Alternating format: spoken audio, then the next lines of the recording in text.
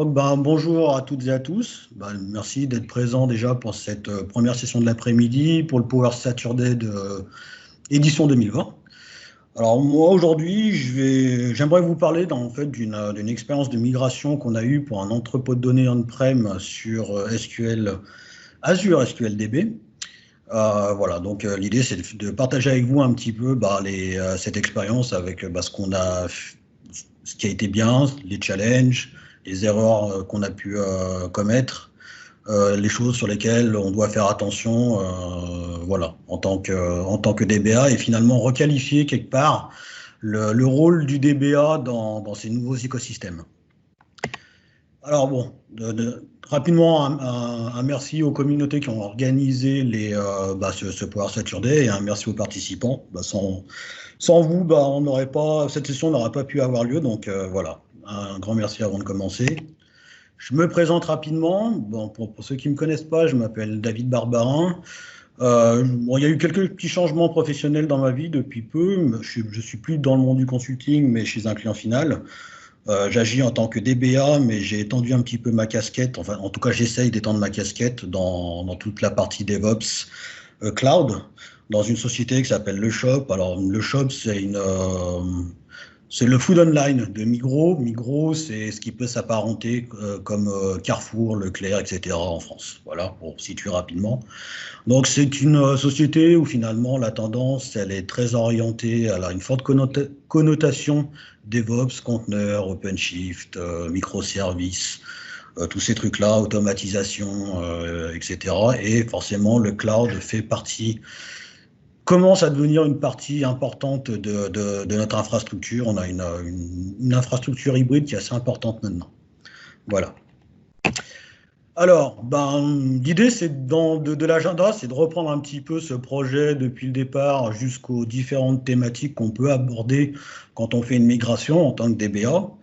Forcément, il y a un contexte de départ pour bien comprendre d'où on est parti pour voir sur quoi on est arrivé, la migration, les problématiques de migration qu'on a pu avoir, le déploiement, parce que il faut la déployer, cette nouvelle infrastructure, comment on fait, est-ce que c'est pas du tout comme on-premise, quelles sont les méthodes de déploiement, la gestion en tant que DBA, ok, on me dit que Azure c'est tout automatique, est-ce que j'ai encore des choses à faire en tant que DBA, ou est-ce que j'ai un rôle qui est un peu différent? Qu'est-ce que je dois faire? Qu'est-ce que je dois manager? Qu'est-ce que je dois monitorer? Qu'est-ce que je dois sécuriser? Enfin, toutes ces questions-là. Et la performance, en dernier lieu, qui est, à mon avis, une des grosses valeurs ajoutées du DBA dans ces écosystèmes. Aujourd'hui, on parle beaucoup d'architecture élastique, de scalabilité, de choses qui peuvent automatiquement s'adapter à votre charge de travail. Mais voilà, on oublie souvent que c'est lié à un coût. Parce que tout ça, c'est pas gratuit, et la performance a toute sa place ici, justement et qui est étroitement liée à la réduction de coûts. On verra ça un petit peu dans la dernière section. Alors, commençons par le contexte. Alors, excusez-moi, il y a 2-3 petites fautes d'anglais, de français, je corrigerai quand je vous donnerai les slides. Le contexte, il est simple en fait. L'entrepôt de données, il était sur SQL Server 2016, Data Center, Windows Server Data Center et Enterprise, avec une occupation mémoire à peu près de 100 gigas pour l'instance. Le reste, c'était fait pour le cube in memory. On avait 12 V processeurs, alors l'environnement était virtualisé. Et on avait du stockage full flash, micro latency. Donc déjà, on est parti d'une architecture qui était qui était plutôt pas mal. Après, il y a forcément les services BI. Nous, notre focus de cette session, c'est pas les services BI, mais on a dû les migrer, forcément. La taille de la base de données, pour vous donner une idée, c'est à peu près 600 à 620 gigas. La plus grosse table de fait, avant de commencer la migration, elle faisait 351 millions de lignes. Et là, dernièrement, j'ai regardé, on a un peu plus d'1 milliard. Forcément, là, c'est à peu près ce qu'on peut avoir dans un entrepôt de données. C'est du classique, du partitioning à l'année, au trimestre, enfin peu importe. De la compression au niveau page. Une charge de travail qui est assez caractéristique des entrepôts de données, c'est-à-dire en fait, il y a beaucoup de batch processing et de cube processing, souvent la nuit, et puis la journée, l'architecture est un peu dormante. Donc voilà. Alors, Pourquoi migrer sur Azure? Je pense qu'on n'est pas, en tout cas dans la société dans laquelle je travaille, ça reste des raisons plutôt communes à ce que j'ai pu voir chez d'autres clients quand j'étais consultant. Bah, déjà, on avait une forte volonté à aller à utiliser les technologies cloud. Parce qu'on fait, bah, c'est le monde du retail, on est toujours en recherche d'innovation technologique pour améliorer le business, pour améliorer la disponibilité, pour améliorer l'architecture, pour qu'elle puisse s'adapter à nos besoins. Réduire le TCO, alors ça, c'est le rêve de chacun. C'est pas toujours hyper évident de faire ça. Les business models sont souvent différents entre on-premise et Azure. J'en ai encore discuté aujourd'hui, ce matin avec un de mes amis suisses. Donc c'est vrai que bon, ça reste le rêve de tous. Dans le TCO, il faut compter effectivement toute la partie hardware, maintenance, le service, la partie les bonhommes qui vont travailler dessus, la maintenance, les facilities, tout ce qui va vous permettre de faire fonctionner votre infra, etc. Tout ça, effectivement, quand vous passez sur Azure, c'est censé à peu près disparaître, mais c'est pas forcément évident. Vous avez un coût aussi lié au service. Après, nous, par rapport au workload qu'on a, c'est vrai que pouvoir bénéficier d'une architecture qui est complètement élastique, en dents de scie, ça nous intéressait. Oui, on a une grosse activité la nuit et puis la journée, on n'a plus rien. Donc en fait, le cloud s'y prête bien. L'agilité, comme je disais, on est dans une tendance extrêmement DevOps. Et l'agilité fait partie c'est un des piliers du DevOps. Pouvoir provisionner de manière agile des environnements rapidement pour répondre à la demande rapidement. Donc toujours être plus rapide, c'est un petit peu l'idée. C'est vrai qu'avec le cloud, c'est plus simple aujourd'hui.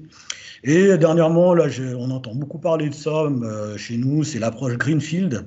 Alors l'approche Greenfield, c'est l'idée de faire de nouveaux projets en ne se basant plus sur l'existant, pour éviter de se mettre des barrières, soit sur du legacy, sur vos environnements existants, ou soit sur des contraintes techniques que vous n'auriez pas avec des nouvelles technologies. Alors ça, c'est bien. Par contre, le gros désavantage de l'approche Greenfield, c'est que vous partez de rien, justement. C'est que du coup, vous allez avoir des coûts inhérents, si vous faites ça en prémisse, à de l'infrastructure ou des choses comme ça.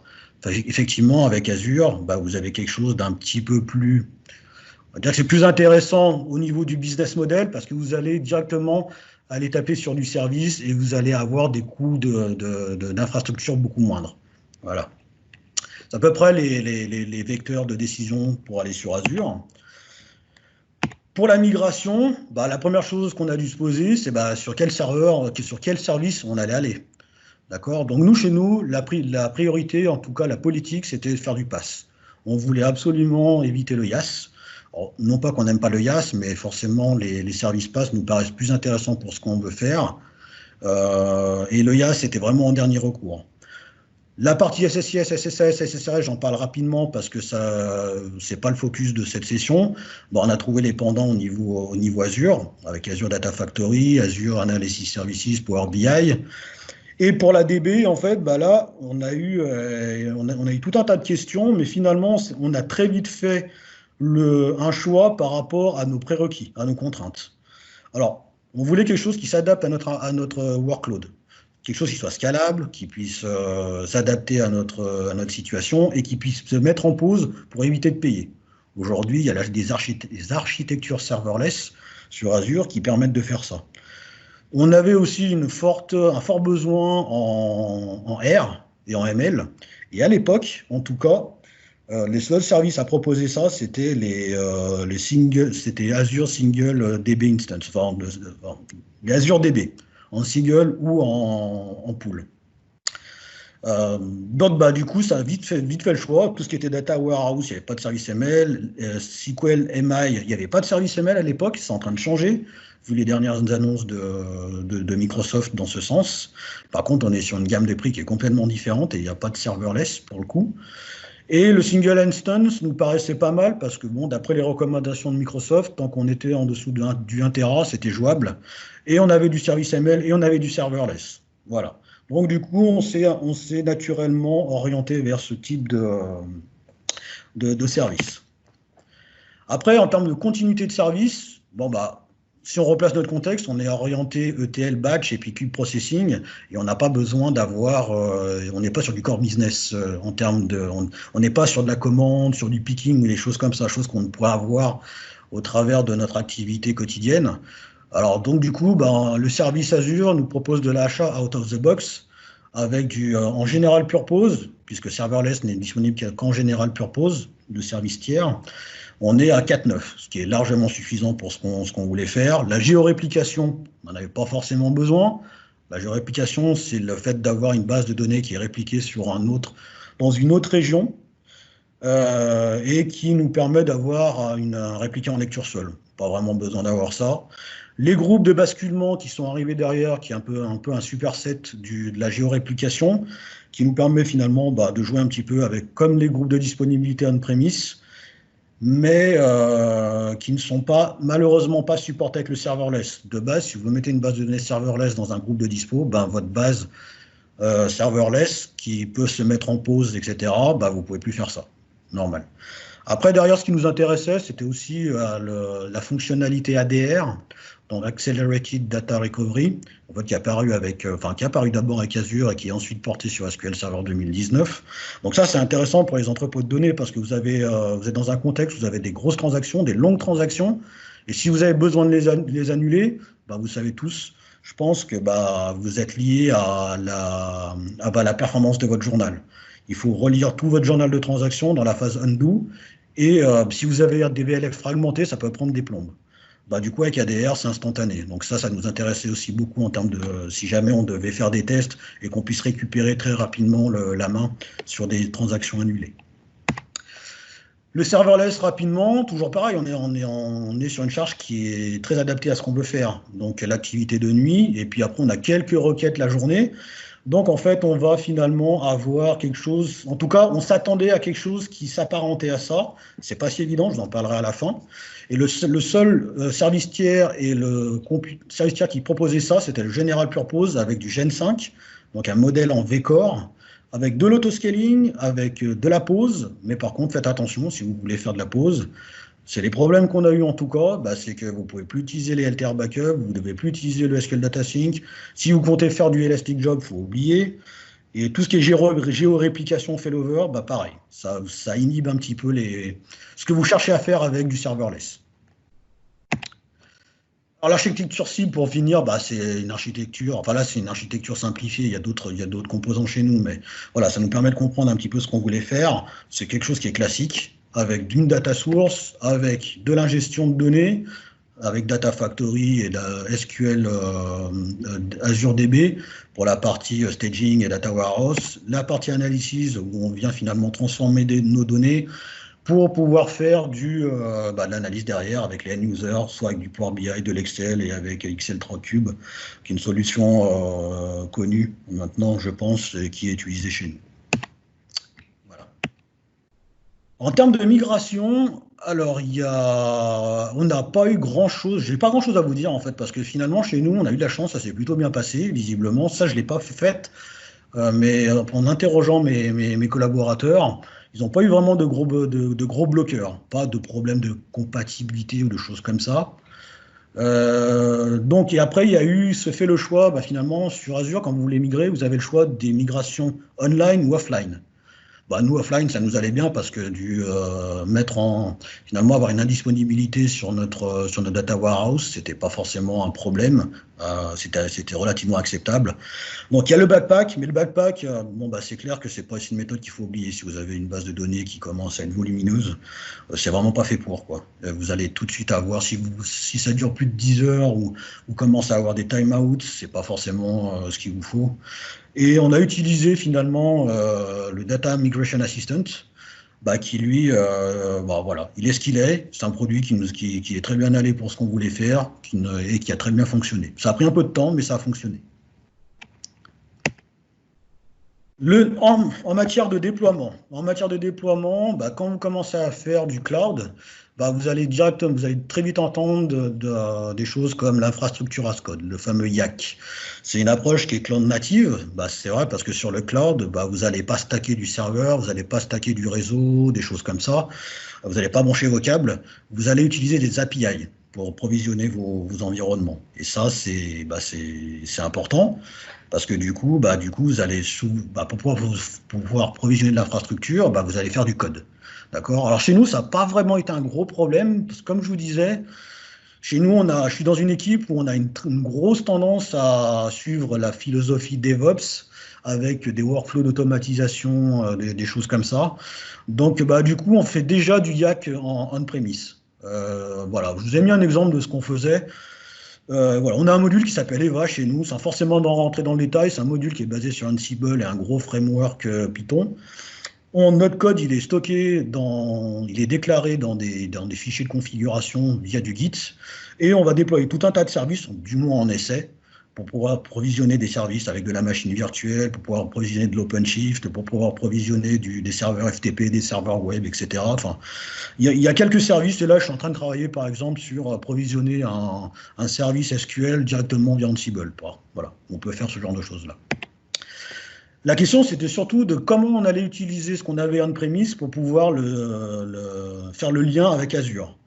Alors, on a commencé à regarder et la première chose qui est venue naturellement, c'était PowerShell et puis les ARM templates pour pouvoir consommer les API cloud pour pouvoir provisionner de l'infra. Et il y avait d'un autre côté aussi, on avait du Terraform. Alors, personnellement, ça reste quelque chose de complètement subjectif. Les ARM templates, honnêtement, je trouve ça indigeste. C'est vraiment pas un truc qu'on aime dans l'équipe. Mais voilà, c'est notre avis à nous. On a trouvé d'autres avantages avec Terraform, mais il n'y a pas que des avantages, vous verrez après. C'est que le Terraform, c'est multi-provider. Si vous voulez faire du Azure, vous voulez faire du Amazon ou du Google Cloud, vous pouvez, il y a tout ce qu'il faut. Vous avez les modules qui vont bien, c'est une syntaxe qui est déclarative, vous déclarez ce que vous voulez. Et l'orchestrateur Terraform vous permet finalement après de déployer ce dont il a besoin. Ça va utiliser un fichier d'état, contrairement aux ARM templates. L'état de votre infrastructure est stocké directement dans Azure. Avec Terraform, c'est un fichier d'état que vous allez pouvoir partager dans votre équipe. Là, le gros inconvénient de cette solution, c'est que vous pouvez avoir des informations sensibles dedans. Donc, il faut bien penser à protéger votre fichier d'état. Moi, je trouve aussi que l'idempotence est beaucoup plus facile avec des langages, des outils comme Terraform que faire du PowerShell et des ARM templates. Alors, l'idempotence, c'est la faculté finalement à déployer un script et à le rejouer indéfiniment sans que ça ait un impact sur votre infra. La première fois, par exemple, imaginons que vous voulez déployer un groupe de ressources, une base de données SQL. La première fois que vous allez lancer votre script, il va vous déployer ce que vous voulez. La deuxième fois que vous allez relancer le script, il ne va plus rien faire parce qu'il a détecté que vous avez ce que vous avez installé. Et si vous mettez à jour votre fichier, il va récupérer la différence et installer la différence. Voilà, c'est un peu l'idée de ce. Et ça, c'est plus facile à faire avec Terraform qu'avec un PowerShell, même PowerShell DSC. Donc, on a plugué ça avec Eva, ça nous a donné ça.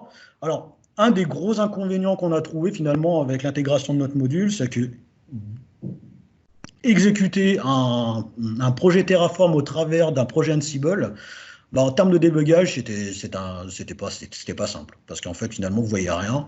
Et avec Azure, si vous déployez du Terraform, ça peut prendre du temps et vous ne voyez rien passer. Donc en fait, ce qu'on a fait, on a tout de suite enlevé ça. On a rajouté une étape supplémentaire. Alors l'idée, c'est qu'avec notre module à nous, ça va venir nous générer le projet Terraform. Donc ça, c'est une idée de mon collègue. Donc il a vraiment bien bossé là-dessus. Et ça va nous générer les credentials, tout ce qu'il faut. Le fichier d'état, on va le récupérer et on va lancer le projet Terraform à la main. Ça va déployer nos ressources et le fichier states, on va le versionner, le mettre dans Git pour pouvoir être utilisé par un autre membre de l'équipe s'il doit faire quelque chose. Alors, je vais essayer de vous faire une petite démo pour que ça soit un petit peu plus parlant pour vous. Je ne vais pas passer trop de temps là-dessus. Alors, attendez, il faut juste que je le retrouve. Voilà. Alors, Terraform, il est là. Ça, c'est un projet Terraform. Vous avez plusieurs. Alors, je ne rentre pas dans le détail, mais voilà ce que c'est. Voilà la syntaxe d'un projet Terraform. Voilà. En fait, c'est assez déclaratif. Vous fonctionnez par module avec une ressource. Je vais déployer ma ressource. Ça, c'est un groupe de ressources. Je vais lui donner un nom. Alors, bien faire attention à la nomenclature dans Azure. C'est important pour les bonnes pratiques. Bien identifier vos ressources. Bien les taguer aussi, ça c'est important si vous voulez les retrouver derrière pour pouvoir faire de l'analyse de coûts par exemple ou d'autres choses. Bah là par exemple je vais déployer un groupe de ressources, je vais déployer du stockage, je vais déployer mon serveur SQL, bah, je lui fournis un provider. Là c'est mon provider qui est ici, je lui fournis le groupe de ressources, où est-ce que je veux le mettre, la version, le login, le tag. Après derrière je lui donne un compte d'administration. Vous voyez, c'est pas compliqué comme syntaxe. On peut avoir des choses beaucoup plus compliquées. Après, derrière, effectivement, vous avez un fichier, un provider. Bah, votre provider, bien entendu, ce qu'il y a ici, vous n'allez pas l'utiliser en clair dedans. Vous allez utiliser, nous, notre module framework. Eva, en fait, va renseigner ces champs-là. Et puis après, derrière, c'est un projet qui est jetable. Après, on peut jeter le projet, il n'y aura pas de souci. Il suffit de le récupérer de Git. Il va régénérer finalement ce qui va bien. Alors, comment ça se passe? Alors, il faut juste que je me mette là. Ici, donc, il suffit de faire, la première chose à faire, c'est faire un Terraform init pour changer tous les providers que vous voulez. Faire un Terraform plan. Bah là, il va constituer le plan, il va regarder par rapport à son dernier fichier d'état, en fait, ce qu'il doit provisionner. Donc voilà, il va commencer à faire son calcul. Bah voilà, c'est tout. Là, j'ai rien. Donc bah, il va tout installer, en gros. Bah, vous voyez que vous avez du plus, c'est de l'ajout. Et derrière, bah, il suffit de faire un Terraform apply.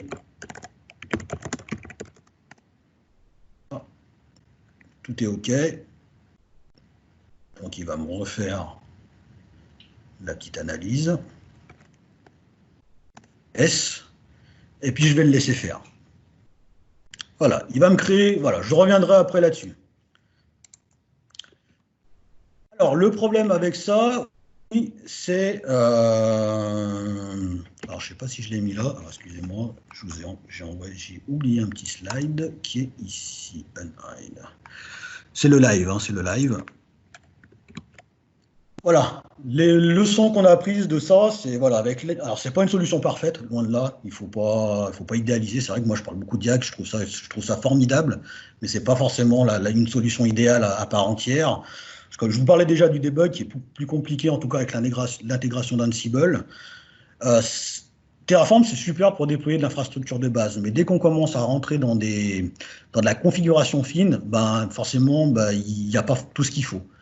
Et là, bah, nous, on a dû compléter nos modules par des scripts PowerShell pour ça. Et le problème de ça, c'est que derrière, il faut éviter ce qu'on appelle le shadow configuration. C'est que vous allez vous passer derrière sur quelque chose qui est installé et vous allez le faire vous allez exécuter quelque chose, mais vous n'allez pas le renseigner ou ça ne va pas être versionné, ça ne va pas être dans la documentation. Et ça peut être un des gros problèmes de cette approche quand vous commencez à faire des scripts à côté, c'est que derrière, quand vous repassez votre Terraform, il dit attendez, toi, il y a un truc que tu as configuré et qui moi je n'ai pas, donc je vais devoir l'enlever. Donc du coup, en fait, on a une solution pour le moment qui est un peu hybride entre les deux. On exécute une fois le Terraform et derrière on ajoute les scripts PowerShell. Si on doit repasser le script Terraform, il est évident que de temps en temps ça risque d'être compliqué parce qu'il va Alors si on ajoute une nouvelle fonctionnalité, on a des scripts PowerShell qui repassent derrière pour reconfigurer ce qui avait été déconfiguré. Et après derrière, bon, on peut ajouter les nouveaux trucs. Voilà comment on fait. Et ça nécessite des connaissances supplémentaires, bien évidemment. Parce que vous devez apprendre du Terraform ou de l'Ansible. Voilà, donc ensuite, une fois qu'on a déployé, là, moi, c'est une question que je me suis posée, c'est qu'est-ce que je fais maintenant sur Azure? Est-ce que j'ai besoin de faire quelque chose? Est-ce que c'est pas Azure qui gère tout automatiquement? Finalement, en grattant un peu, on peut voir qu'il y a pas mal de choses à faire, même en tant que DBA. Quand on parle de gestion de données, les bases de données, les backups, ça c'est la première chose qu'un DBA doit savoir faire sur une base de données traditionnelle. Le good news, ça c'est géré par Microsoft.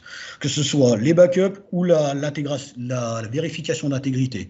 S'il y a quelque chose qui se passe avec vos bases, vous avez des alertes, et puis il y a le support Microsoft qui vous contacte pour voir la meilleure stratégie, la meilleure approche pour pouvoir récupérer vos données.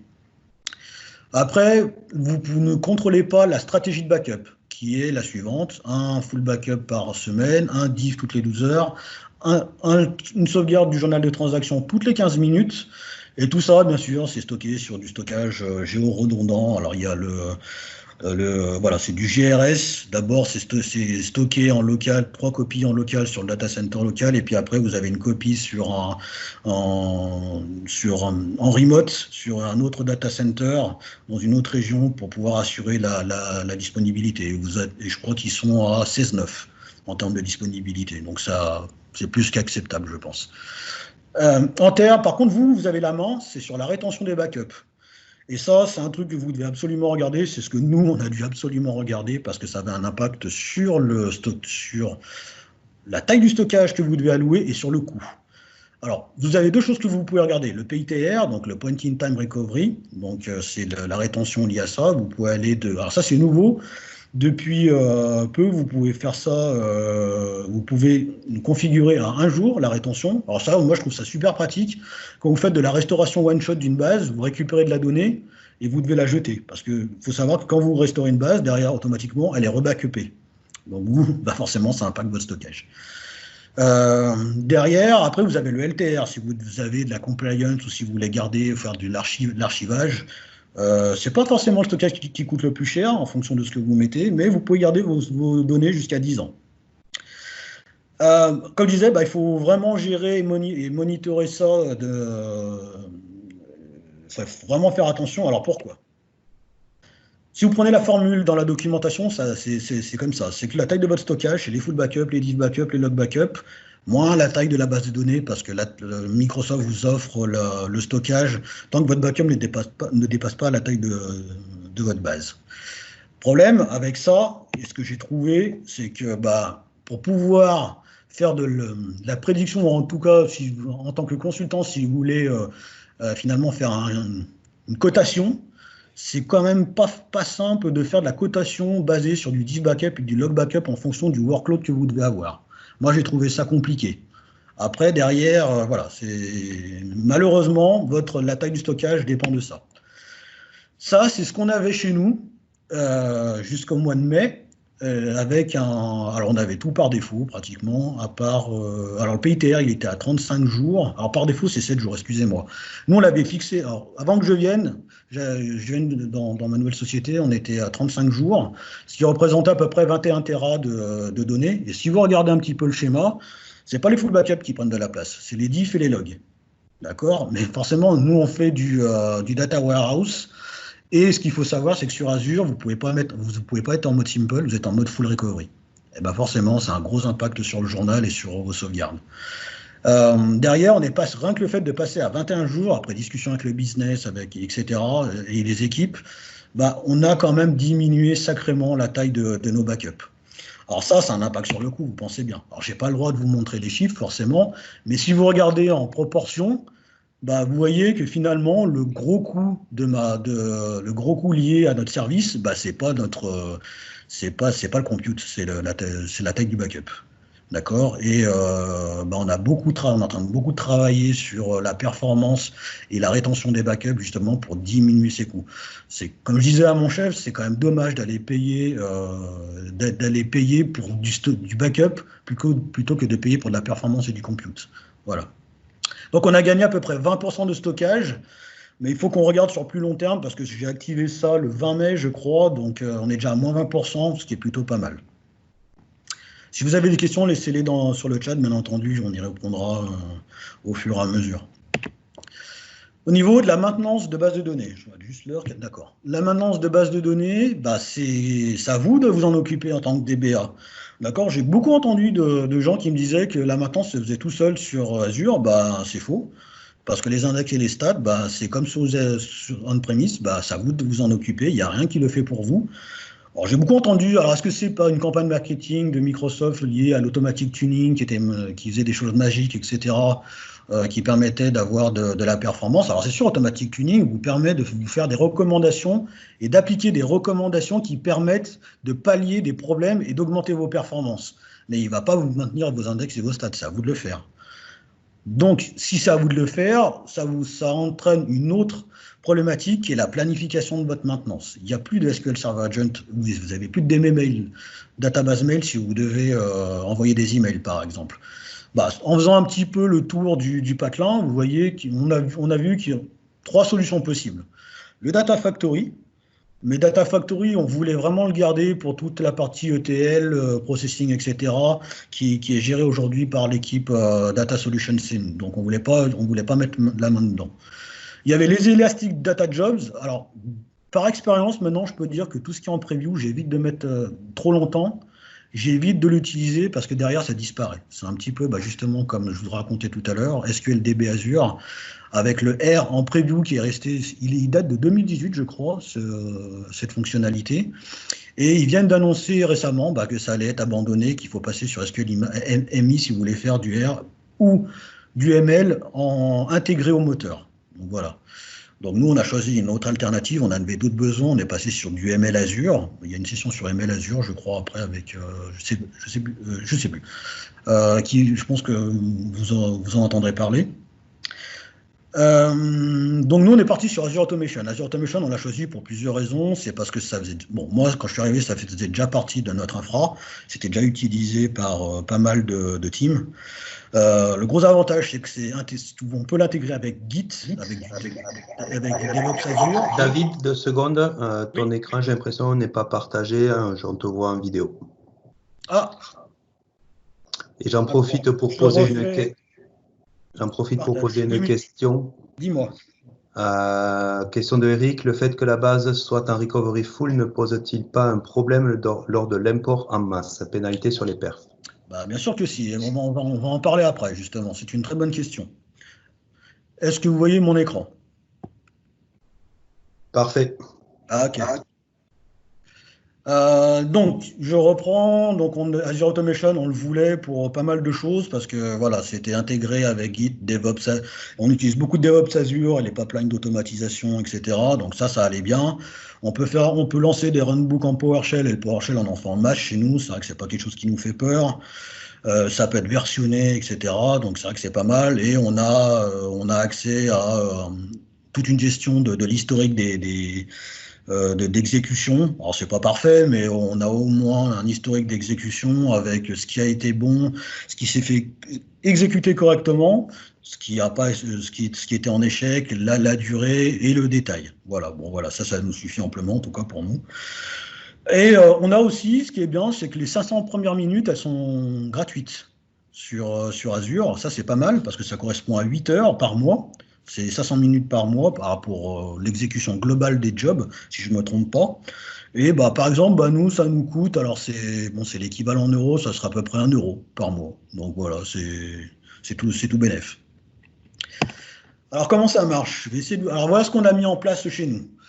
Bah, voilà ce qu'on a mis en place et on est passé par on développe ça dans du VS Code. Chez nous, on a notre Git repo dans DevOps Azure. Avec les runbooks, on peut, avec Azure Automation, on peut faire de la synchronisation directement. On peut lancer les runbooks, on peut les planifier. Forcément, derrière, mettez pas dans vos runbooks en PowerShell les informations sensibles. Allez les chercher depuis un Key Vault, ça on peut le faire. Il suffit d'utiliser le compte de service du runbook pour pouvoir s'authentifier sur le Key Vault, par exemple. On récupère les informations de connexion à l'instance et on exécute des scripts. Voilà comment on fait. C'est aussi simple, enfin aussi simple. C'est pas très compliqué sur le process, mais voilà, ça c'est notre manière de faire chez nous. Donc si j'essaye de revenir sur ma démo, qui était là, ici. Bon, voilà. Là, voilà, j'ai mon infrastructure qui a dû apparaître. Voilà, ici. J'ai Ici, mon serveur SQL, j'ai mon compte de stockage. On voit pas ton écran, David. Toujours pas? Non. Pourquoi mais c'est pour... D'accord, j'ai compris pourquoi il fait pas. C'est à chaque fois que je passe en mode... Ok, j'ai compris. Voilà. Excusez-moi. Hein. Voilà, donc voilà, vous voyez? C'est bon. Ça marche, ok. Donc en fait, le groupe de ressources, il a été créé là, avec les tags, ici, la ressource SQL, le compte de stockage, et ma base de données, voilà, que j'ai mis en serverless, etc., pour correspondre à ce qu'on a réellement. Voilà. Après, pour pouvoir me connecter derrière, forcément, ce que je vous disais, bah, c'est qu'on est obligé de faire de la configuration fine par du script PowerShell. Alors, par le script PowerShell, c'est ce qu'on a ici. C'est dans le post config, il est ici. Voilà. Alors, je ne vais pas vous montrer, c'est pas une session de code, hein, mais voilà, c'est du script PowerShell avec des fonctions. Et on a ce qu'on va récupérer derrière. Bon, on utilise énormément les CMD PowerShell liés à Azure pour pouvoir bénéficier des API. Et puis derrière, ben, on vient configurer finalement, faire du fine-tuning. Donc, je vais essayer de le faire là. Je vais juste essayer de l'ouvrir. Hop, voilà. Je vais passer par ça. Donc, je vais charger tout ça. Voilà.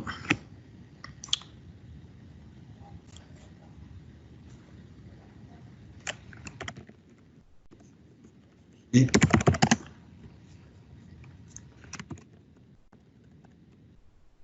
vous ne voyez rien, c'est normal pour le moment.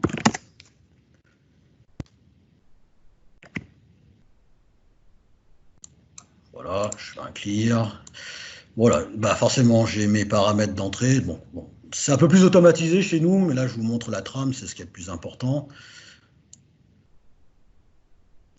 Et derrière, je vais, bah voilà comment ça se passe chez nous. Bah voilà, on va commencer, on va configurer. Alors, je sais pas si.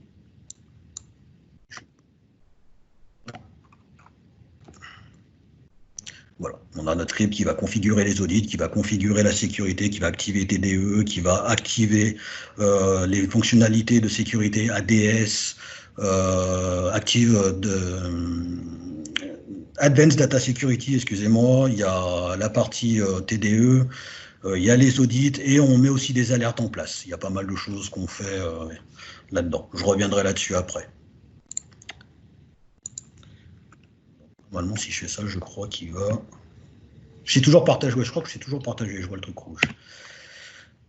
Ok, donc ça c'était en termes de déploiement. En termes pardon, de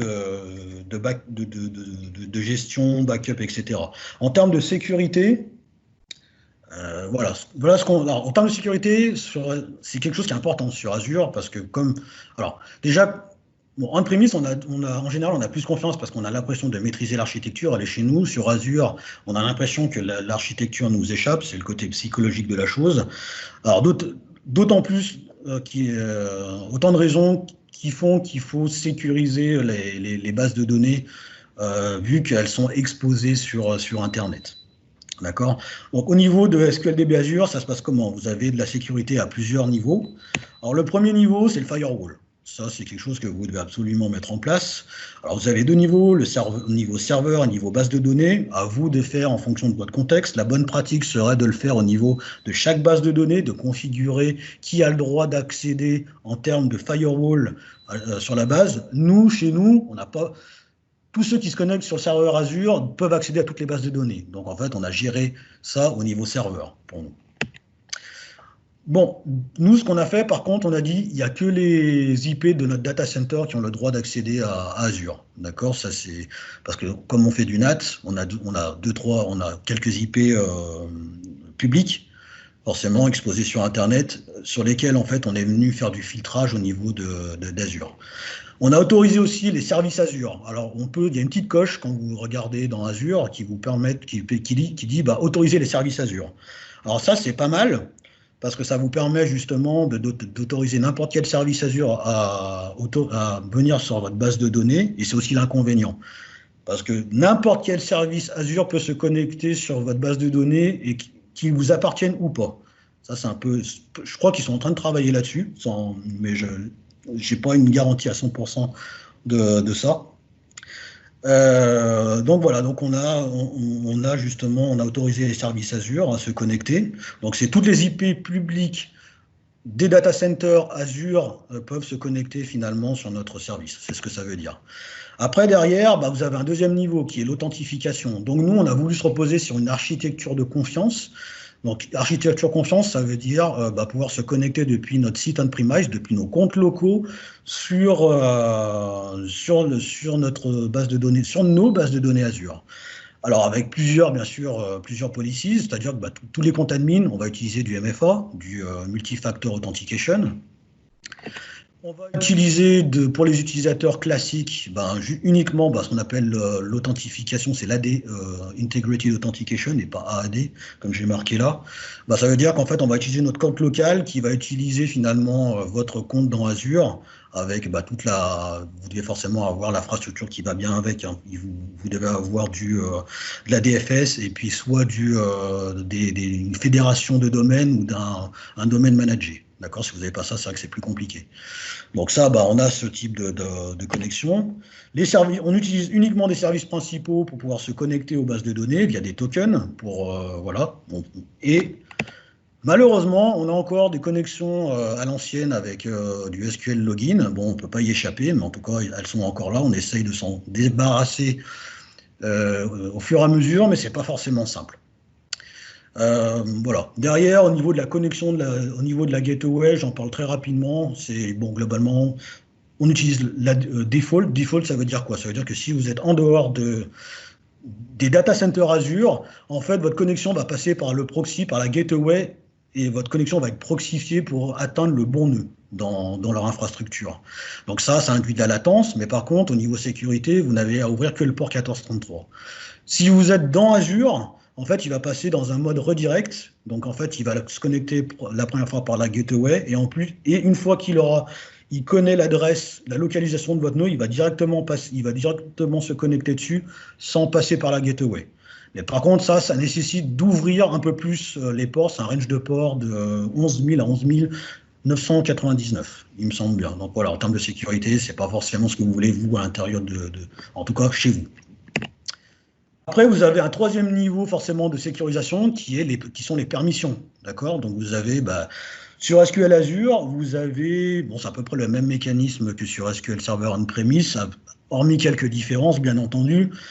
Si vous voulez faire de l'authentification Active Directory, vous devez configurer un administrateur Active Directory dans Azure qui puisse avoir accès à votre Active Directory, du moins pouvoir le lire. Pour pouvoir faire de l'authentification, tout simplement, pour pouvoir authentifier vos utilisateurs. Après, derrière, d'où l'intérêt d'utiliser des groupes, parce que vous pouvez avoir qu'un seul SQL Server Admin par type, donc vous allez avoir un SQL Server Admin pour l'authentification Active Directory et un SQL Server Admin pour la partie SQL Login. Après, vous ne pouvez plus avoir de compte SQL Admin. Vous n'êtes pas vraiment sysadmin sur votre serveur, mais vous avez des droits qui permettent de faire pas mal de choses. Après, vous pouvez avoir des rôles qui sont DB Manager ou DB Login Manager de mémoire, qui permettent finalement d'être, c'est un peu comme le DB Creator sur SQL Server, vous créez une base et vous êtes DB Owner par défaut. Ensuite, vos bases de données dans Azure, c'est un peu des bases de données qui sont, c'est des conteneurs quelque part. Donc, si vous pouvez gérer la sécurité directement au niveau de votre base de données, faites-le. Vous avez les content users qui fonctionnent très bien, c'est transportable et vous n'avez pas besoin de jouer avec la sécurité si vous migrez une base d'un serveur à un autre, par exemple. D'accord. Après, vous avez tout le système de droit que vous connaissez sur SQL Server, donc je ne rentre pas dans le détail. Au niveau des bonnes pratiques, à vous de voir. Si votre utilisateur, vous devez le mettre, il doit avoir accès à toutes les bases de données, mettez un login avec un mot de passe et puis affectez des utilisateurs comme on le fait traditionnellement sur SQL Azure. Si vous gérez à la base de données, créez un utilisateur contained avec un password. Ça, c'est à vous de voir. Si vous devez avoir des droits spécifiques au niveau du serveur logique, il va falloir créer un compte un login dans master et un utilisateur dans master, par exemple. Ensuite, vous avez TDE. Ça, forcément, ça me paraît essentiel si vous voulez sécuriser votre base de données, faire du stockage, du chiffrage au niveau du stockage. Et ça, j'en parlerai un petit peu après. Ça, c'est ce que j'appelle le trio gagnant pour pouvoir faire du monitoring de sécurité sur vos instances Azure, avec ADS, avec les audits et avec Azure Monitor. Au niveau, si vous voulez avoir des alertes, par exemple, nous, on utilise des alertes s'il y a quelqu'un qui vient changer les règles firewall. On a tout de suite une alerte qui arrive, qui nous prévient. Et on va même un peu plus loin, on fait du revert back, c'est-à-dire qu'on annule tout ce que l'utilisateur a fait. Voilà, on peut être aussi agressif que ça, quand on veut. Si vous faites de l'architecture vous utilisez une architecture d'authentification de confiance, faites attention parce qu'il va vous falloir du SSMS 2016, enfin les outils adéquats avec les versions adéquates. Et moi, j'ai trouvé, ça c'est pas mon petit coup de gueule, mais un peu la déception, c'est qu'avec SSMS, je trouve que le support il est limité quand on veut commencer à jouer avec la sécurité et à regarder par exemple les droits utilisateurs. Bah là, vous êtes obligé d'avoir vos scripts parce que vous n'avez rien qui permet de faire clic droit propriété ou voir les securables, les principals, etc. En termes d'audit, bah, nous, on les a activés. Faites gaffe parce que quand vous activez les audits, nous, ça va très bien. Enfin, les événements par défaut sont les 3 suivants. Batch completed, successful database authentication, fail database authentication. Bon, bah, si vous faites attention parce que si vous êtes sur de l'OLTP, bah, le batch completed, il peut être très intrusif. Nous, c'est du workload, on va dire data warehouse, ça n'a pas tellement d'impact. Je dirais que ça nous a même servi parce que ça nous permet de monitorer finalement l'utilisation des requêtes qui les exécutent, surtout pour le mode serverless en ce moment. On a rajouté des événements sur la partie sécurité. Chez nous, ça c'était une demande. Et on va stocker ça dans Log Analytics. Alors Log Analytics en preview, c'est la seule exception qui confirme la règle chez nous, enfin, en tout cas là, pour le moment, parce que je trouve que Log Analytics nous donne accès à des features qui sont intéressantes, qui s'appellent le Security Insight et des rapports sur l'accès aux données sensibles. Et ça nous permet de faire une analyse. C'est une aide à l'analyse au niveau de la sécurité. Le compte de stockage, on l'utilise pour faire du one-shot troubleshooting. On l'a eu fait avec Microsoft. Par exemple, on avait un problème de connexion avec ML Azure sur nos bases de données. Bah, on a créé un compte de stockage. Ça vous crée un fichier XML qu'on donne au support Azure pour analyse, par exemple. D'accord. Voilà. Je ne vais pas aller plus loin dans la sécurité. Je vous ai mis les slides. Pour moi, avoir cette fonctionnalité activée, ça me paraît essentiel, même si ça vous coûte à peu près 12 € et quelques 13 € par mois. Ça vous aide vraiment à faire de l'analyse de sécurité. Par exemple, ça vous permet d'avoir ce genre de rapport-là. Ça, c'est les premiers rapports qu'on avait eus quand on a lancé ça sur nos environnements. Autant dire que c'était pour dire, bon, il y a du travail. Ensuite, ça vous permet d'avoir des choses comme ça. Bah, par exemple, là, dernièrement, on a mis en place du monitoring via Telegraph, Grafana et Prometheus chez nous. Bah, il a tout de suite remarqué que finalement, on avait créé un login et que c'était quelque chose qui venait d'une activité on-premise. Et pour lui, c'était quelque chose qui était donc l'Advanced Threat Detection. Il nous a dit, bah tiens, c'est bizarre, il y a quelque chose est-ce que c'est normal ou pas? Après, à vous de dire que c'est normal ou pas. Vous avez l'étape de remédiation qui est manuelle. En termes de monitoring, voilà, on s'est posé aussi la question de qu'est-ce qu'il fallait monitorer. Bah, voilà les grands axes sur lesquels on a travaillé. Est-ce que mon service est en bonne santé? On a utilisé Azure Monitor et le service Health. Est-ce que nos environnements sont sécurisés? Bah, je vous en ai un peu parlé déjà. Est-ce que mes sauvegardes et restaurations sont fonctionnelles? Bah, là, il n'y a pas grand-chose à faire, hormis Azure s'en occupe, les équipes Azure s'en occupent. Hormis si vous voulez jouer avec du LTR pour avoir quelque chose chez vous en termes de rétention un peu plus longue. Par contre, si vous voulez commencer à vouloir exporter ça on-premise, bah, il n'y a pas vraiment de solution. Du moins, j'en ai jamais vraiment trouvé qui était viable dans notre contexte à nous.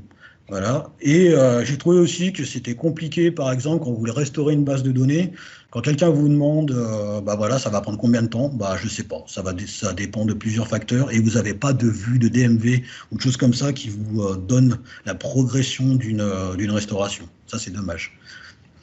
Est-ce que mes bases de données sont optimales en performance? Bah là, bonne nouvelle, vous pouvez ce que vous avez capitalisé on-prem, vous pouvez toujours l'utiliser dans Azure avec quelques modifications. Là, je pense que Rudy vous en parlera un petit peu plus dans sa session, donc à suivre si vous voulez voir un petit peu ce qu'on peut faire en termes de perf au niveau de l'outillage au niveau Azure. Et bah, si vous voulez, et vous avez accès à des services qui permettent d'automatiser ou du moins d'une aide à l'analyse des performances, avec le Query Performance Insight qui se base sur Query Data Store, sur le Query Data Store, pardon, et qui vous donne finalement un ensemble de rapports qui permettent de faciliter l'analyse. Je vous dirai pourquoi tout à l'heure. Intelligent Insight, je ne l'ai jamais utilisé personnellement. Il va être en étude chez nous. Intelligent Insight, c'est un truc qui vous permet de faire de du monitoring proactif, avec de l'analyse de patterns, etc. Je ne rentre pas plus dans le détail. Et l'automatic tuning, lui qui vous permet de créer des index, supprimer des index, de jouer aussi avec vos plans d'exécution, etc. Et aussi, un dernier axe de monitoring, c'est est-ce que le coût, ça c'est quelque chose qui est important, et ça c'est un des rôles les plus importants, je trouve, que j'ai joué ces derniers mois, c'est monitorer mon coût. Est-ce que mon coût, il est adapté à ce que je consomme, à ce que j'ai, est-ce que je ne peux pas l'améliorer, est-ce que mon workload, il est adapté à ce que j'ai? Ça, c'est des choses que vous devez continuellement vous poser comme question. Je regarde l'heure. 2 secondes, David. Oui. Une première question, pourquoi une base Azure DB et pas un Elastic Pool, Hyperscale Database ou Synapse pour plus de perf? Alors, pourquoi pas Hyperscale? Parce que c'était globalement too much pour ce qu'on voulait avoir en termes de workload, et puis il n'y avait pas le service ML, je rappelle, et il n'y avait pas le serverless. Et pourquoi pas Elastic Pool? Parce que toujours, et pour exactement les mêmes. Elastic Pool, je ne sais pas si le serverless fonctionne, pour être très honnête. Non. Mais si ça fonctionne, en tout cas, on n'avait pas vraiment de besoin, parce que l'Elastic Pool, ça sert vraiment quand on commence à avoir une multitude de bases de données et on veut essayer de lisser la charge. Nous, on a une base de données. Donc, est-ce que ça serait plus viable ou pas? Je ne sais pas. Ouais, c'est vrai que c'est une question qu'on pourrait se poser. Mais je ne suis pas sûr que l'Elastic Pool pourrait nous aider plus que ça. À ma connaissance, Elastic Pool, c'est vraiment fait pour qu'on a plusieurs bases de données avec du workload qui se partagent un petit peu dans la journée, et on veut finalement bénéficier des performances du pool et lisser un peu notre coût avec une base de données qui va travailler à une certaine heure, une base de données à un autre moment, etc. C'est à peu près l'intérêt de l'Elastic Pool. Voilà. La deuxième question de Mohamed, dans le cadre de cette migration, est-ce que vous avez été obligé de revoir la logique des chargements de données, par exemple faire de l'ETL plutôt que tout à fait. Là, je vais en parler juste maintenant. Je vais en parler maintenant. Ok, il te reste 10 minutes. Alors, c'est parti.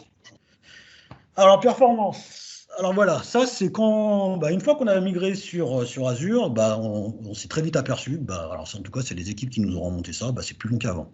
Oui, effectivement, c'est plus long qu'avant, et ça pour plusieurs raisons.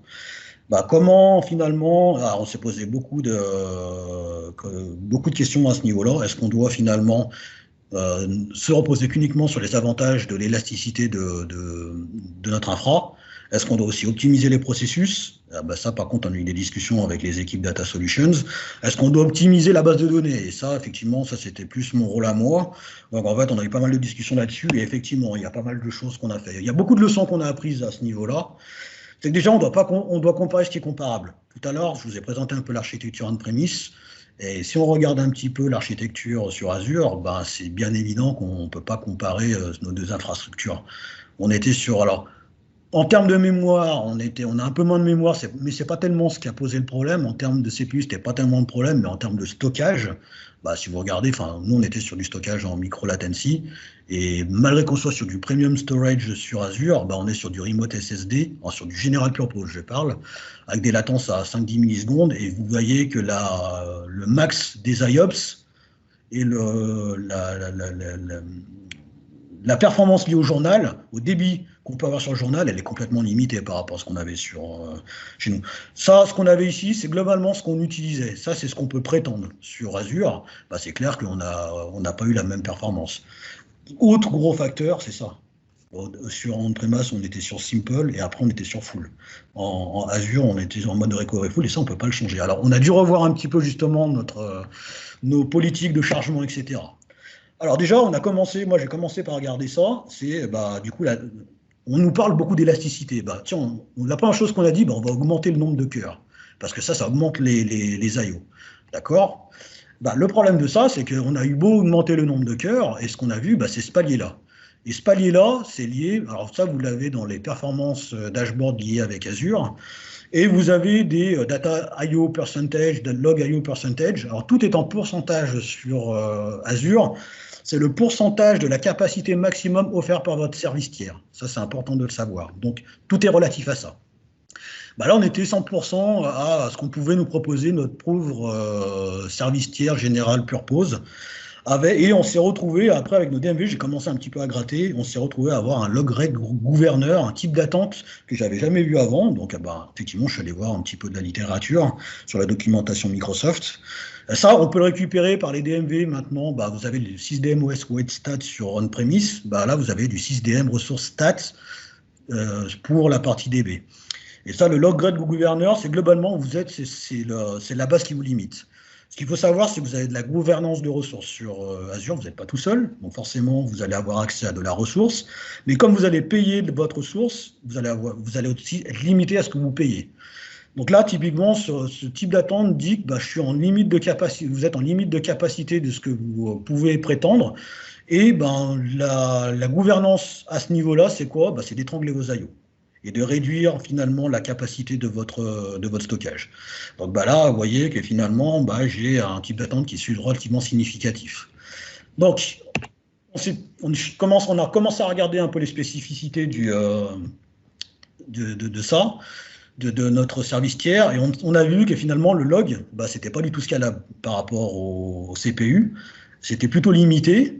Donc la seule façon qu'on avait, c'était d'augmenter soit le service tiers en business critical, mais ça nous coûtait trop cher, et pas de serverless, et c'est pas ce qu'on voulait. Donc on a revu finalement, on est parti de l'autre côté. Alors ça très rapidement, c'est qu'au départ on avait mis l'automatic tuning, c'est ce qu'ils avaient mis, mais l'automatic tuning ça fait pas des miracles. Et on l'a vu justement avec les compteurs de performance, les performances dashboard, qu'on n'avait pas vraiment d'amélioration notable. On avait aussi, j'aimais pas trop ça, mais ça c'est mon réflexe de DBA, ça peut aussi cacher des requêtes qui ne sont pas du tout optimisées. Et on n'avait pas du tout de recommandations sur les column stores, choses qui ont été hyper utiles dans notre cas. Alors la stratégie à court terme, ça a été justement de discuter de finalement désactiver tout ce qui est automatique. Et à long terme, on le réactivera, mais une fois qu'on aura finalement balayé un petit peu ce qu'on a chez nous, une fois qu'on n'aura plus d'autres choses à faire.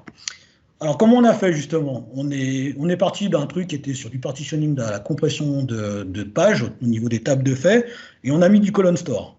On pouvait le faire, donc on l'a mis.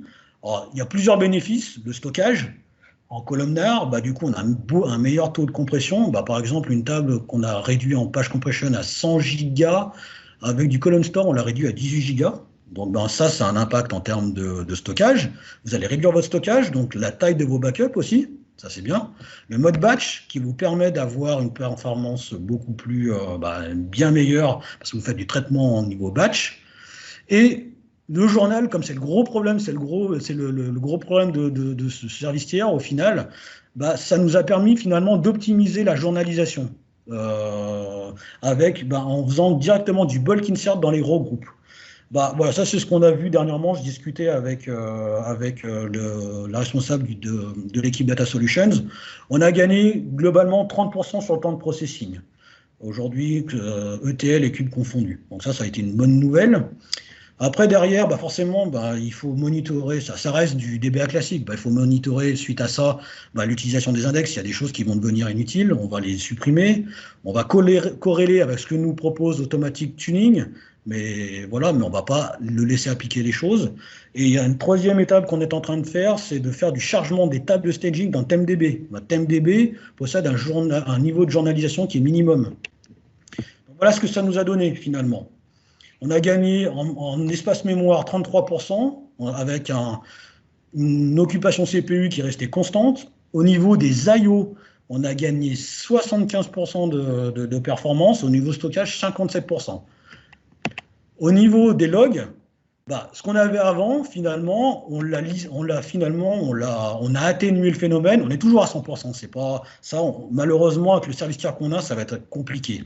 Mais on n'a plus d'étranglement. Mais aussi, on n'a plus du tout ce palier qu'on avait avant. Donc ça, on l'a beaucoup travaillé avec le column store, nous a beaucoup aidé là-dessus. Il me reste 1 minute, donc je vais essayer de terminer avec ça. L'optimisation. Après, derrière, l'optimisation, ça c'est quelque chose. L'optimisation du schéma, l'optimisation des requêtes, c'est ce qu'il y a de mieux pour vos performances. Par exemple, les updates avec les column store index, c'est un gros problème parce qu'il y a beaucoup de journalisation avec les updates parce que vous allez taper dans le data store. D'accord? Et vous êtes en full sur la base, n'oubliez pas. Donc du coup, moi j'ai discuté avec les équipes, je leur ai dit transformez vos updates en faisant du delete insert. Et là, vous pouvez faire du bulk insert directement dans les regroupes et vous allez optimiser la journalisation. On a dû travailler aussi sur les équipes sur Data Factory pour pouvoir justement directement insérer dans des regroupes compressés. Là, vous avez le write batch size qui vous permet de faire ça. Nous, on l'a laissé à peu près à 500 000 et on va essayer de l'augmenter au fur et à mesure pour voir l'impact sur l'infrastructure Data Factory. Mais si vous regardez, on a gagné en temps. Avant, on était sur des processing à 1h50, 1h à 1h30. On a gagné énormément. On a 38 minutes et 42 minutes aujourd'hui. On a encore du taf, mais il y a pas mal de choses qu'on a améliorées. Alors, moi, j'ai beaucoup aimé Query Performance Insight, justement, basé sur Query Data Store, qui vous permet finalement de faciliter un peu l'analyse. Du coup, moi, j'ai utilisé ce dashboard-là en disant je vais récupérer à chaque fois les top 20 queries en log.io, puisque c'est ça ce qui pêche chez nous, et je vais regarder les requêtes qui sont consommatrices. Là, une qui est évidente, c'est celle qui est en jaune, ici, avec, vous voyez, les log.io ici, qui montent à 100%, etc. Voilà ce qu'on a vu, par exemple, c'est un update sur la Factcell, c'est ce que je vous disais tout à l'heure. Moi, j'ai dit, ça serait bien de changer les updates en un delete insert, et d'où l'intérêt d'avoir fait ça pour gagner encore en termes de performance. Enfin, une autre leçon, une des dernières leçons qu'on a apprises, c'est qu'il faut monitorer la charge de travail. Et ça, c'est vraiment important. Pourquoi? Parce que ça va vous permettre de répondre à la question, est-ce que mon service, mon compute tiers, mon service tiers, mon compute tiers, il est toujours adapté. Parce que votre charge de travail, elle évolue. C'est une base de données, vous avez d'autres services qui arrivent dessus, vous avez d'autres besoins, etc. Donc, il faut constamment le monitorer. Pourquoi? Parce que nous, par exemple, voilà ce qu'on avait prévu au départ. D'accord? Et c'est ce qu'on avait au départ. Mais voilà ce qu'on a finalement, j'ai fait un monitoring sur les 3 derniers mois et voilà ce qu'on avait. Alors ça, je me suis basé sur les compteurs de performance App CPU Build, en fait, qui vous donne la facturation du nombre de CPU utilisés pour une période donnée. Alors, bien sûr, il y a la mémoire dedans, il y a le CPU et la mémoire. Il y a un rapport qui est fait pour pouvoir comparer la CPU avec de la mémoire. Vous avez 3 gigas. 3 gigas correspond à une CPU. Voilà ce qu'on constate. Entre ça et ça, il y a une grosse différence. Il n'y a jamais de creux ici. Donc, du coup, moi, je me suis posé la question de savoir si finalement le serverless, il est vraiment adapté à notre besoin par rapport à ce qu'on faisait aujourd'hui. J'ai juste fait un calcul. Malheureusement, je ne peux pas vous donner les chiffres, encore une fois, c'est confidentiel. Mais voilà ce que j'ai trouvé. J'ai fait un rapide calcul. Voilà ce que ça a donné. Le coût du serverless, il est 35% plus cher que si on avait fait du provisioning, de provisionner sur 3 ans. Et comme je suis à peu près sûr qu'on a du Azure Hybrid Benefit, voilà ce que ça, on aurait pu encore dégager 35% sur nos coûts. Donc là, on est en train de discuter avec les équipes pour savoir si est-ce qu'on change de compute tiers pour ce coût, ou si on change les habitudes. Parce que, encore une fois, les requêtes qui sont lancées, on prend vite l'habitude de se connecter, de laisser ces sessions ouvertes, etc. D'avoir 2-3 petits rapports qui se connectent, qui font 2-3 petites interrogations, un petit data scientist qui arrive, qui fait j'ai fait une petite requête, regardez. Et voilà, ça vous donne ça à la fin. Vous avez un coût qui est plus du tout adapté, un service tiers qui est plus adapté. Et enfin, la gestion des coûts, voilà, ça c'est quelque chose que vous devez regarder, c'est un bon indicateur de performance pour le business. Il faut pouvoir justifier ce que vous faites, parce que finalement, avoir revu les requêtes, avoir revu tout ça, ça a un coût en termes en coût homme. Et de pouvoir donner des graphiques comme ça au business pour dire, voilà, effectivement, sur la période de février à mars, on a eu le Covid-19 et chez nous, on a eu une explosion de l'activité. Mais n'empêche que depuis avril, avec ce qu'on a mis en place, l'implémentation des colonnes index, l'optimisation du code, le changement des policies backup, on commence à avoir la tendance qui s'inverse. On commence à avoir une diminution des coûts. Et on va avoir une diminution normalement qui devrait se confirmer dans les mois à venir. Et ça, c'est quelque chose qui est parlant pour le business. Voilà, tout ça pour dire, et pour terminer, je suis à, je sais pas trop, 4 minutes, que finalement, le rôle du DBA dans un monde cloud, je pense qu'il a évolué. En tout cas, moi, pour ma part, c'est vrai que je fais plus, sur Azure, je vais plus du tout regarder les backups, les trucs comme ça.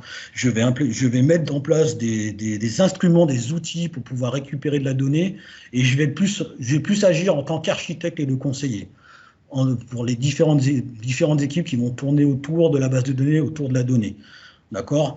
Et je trouve que mes compétences de fine-tuning sont beaucoup plus mises en avant dans ce type d'infrastructure que ce que je pouvais faire, par exemple, de temps en temps on-premise, où là, on a plus de choses à faire dans l'opérationnel. D'accord?